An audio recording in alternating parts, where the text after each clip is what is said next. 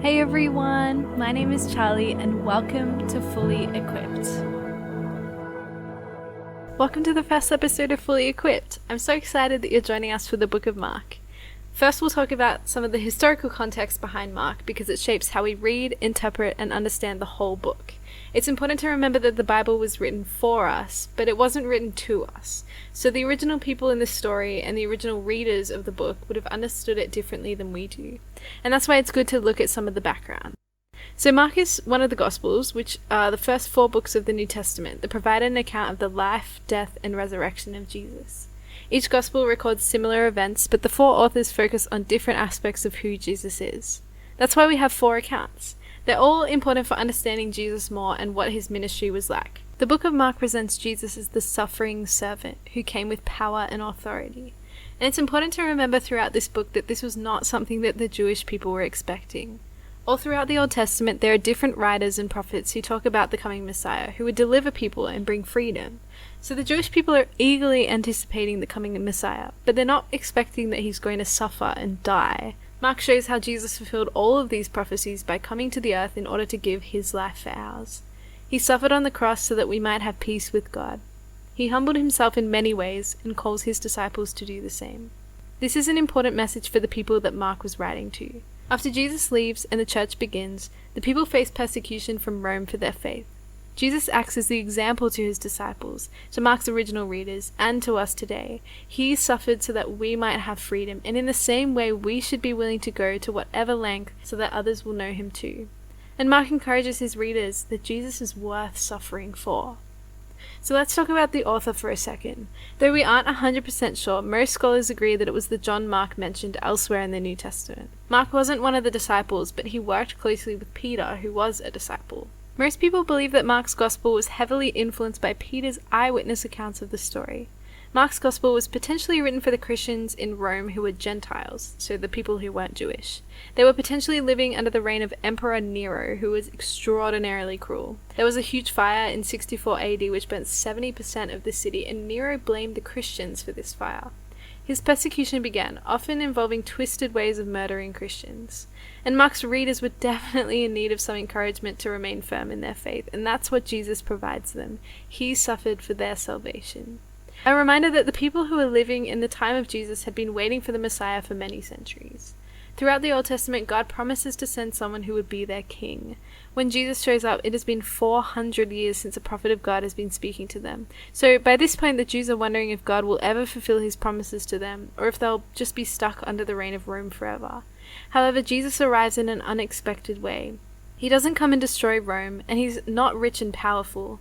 Instead, he comes as the suffering servant. So let's go into chapter 1. So this chapter is the beginning of Jesus' ministry. The first verse of this book is actually really powerful, even though at first glance it doesn't seem like much. This phrase, the beginning of the gospel of Jesus Christ, the Son of God, is a phrase that people would say when a new Roman emperor came in, but they would say it about Tiberius or Nero or whoever.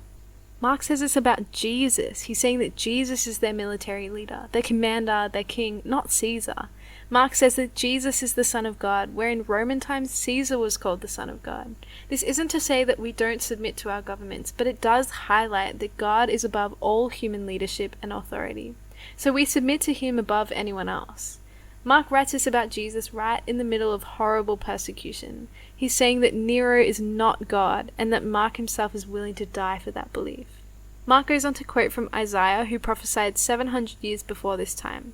John the Baptist was this messenger who came to prepare the way for Jesus' ministry. He's preparing the way in the sense that Jesus' ministry would be something new, and the people needed to be ready for it. Mark says that all Judea and Jerusalem were coming out to be baptized by him. Baptism wasn't something that Jews did, it was more for Gentiles who converted to Judaism. And this is important because John the Baptist is preaching repentance. Jews believed that they were God's chosen people. They were saved because they had the law and they were descended from Abraham, the patriarch of Israel. But John the Baptist is saying that the Jews can't rely on their connection to Abraham. Salvation comes only through repentance, and this is why John the Baptist has to prepare the way. He's preparing the people's hearts for when Jesus arrives. Jesus is the one they'll have to put their faith in, not the law, not Abraham, and not themselves. Jesus comes on the scene and he too gets baptized by John the Baptist. But this isn't because he has anything to repent of. Jesus never sinned. He gets baptized as a way of identifying himself as the Son of God and the prophesied Savior, and as a way of humbling himself and identifying himself with sinners. After this, Jesus goes out to the wilderness and he's tempted by Satan. Yet even though Jesus is surrounded, he overcomes. Our Savior is not a stranger to suffering or temptation, and we can be encouraged that he understands us. Jesus begins his ministry, and he calls Simon, Andrew, James, and John to be his followers. His disciples will learn from him so that they can become fishers of men. They will cast out their nets and bring people in from the judgment of God by sharing the good news with them. In the last section of chapter 1, Jesus goes out healing and preaching the good news. He's showing the people who he is, someone who has power and authority over sickness, disease, and the powers of darkness. He is the Son of God. He doesn't need to perform a ritual to cast out a demon. He simply speaks. He doesn't permit the demons to speak because he would reveal himself in his timing. And simply by his will, he is able to make the leper clean. This is who Jesus is, someone who is powerful, compassionate, healing, and humble. So how does this equip us? John the Baptist announces that Jesus is coming, and he says that he is not even worthy to untie Jesus' sandals. In the social hierarchy of the time, people who untied sandals were lower than slaves. They were nothing, worthless. So when John says that Jesus is that much higher than him, he is pointing to Jesus' glory. He's humbling himself and elevating Jesus, even though John had an important role too. Think about your life and the things you're involved in, whether it's ministry, doing good things, raising kids, volunteering, whatever. All of it is supposed to glorify God, not ourselves. We too are called to announce the coming King, just like John, but the focus needs to be on him, not on how great we are. As we go out into the world, let's be people who care nothing for compliments or praise or appreciation, and instead live only for the glory of God.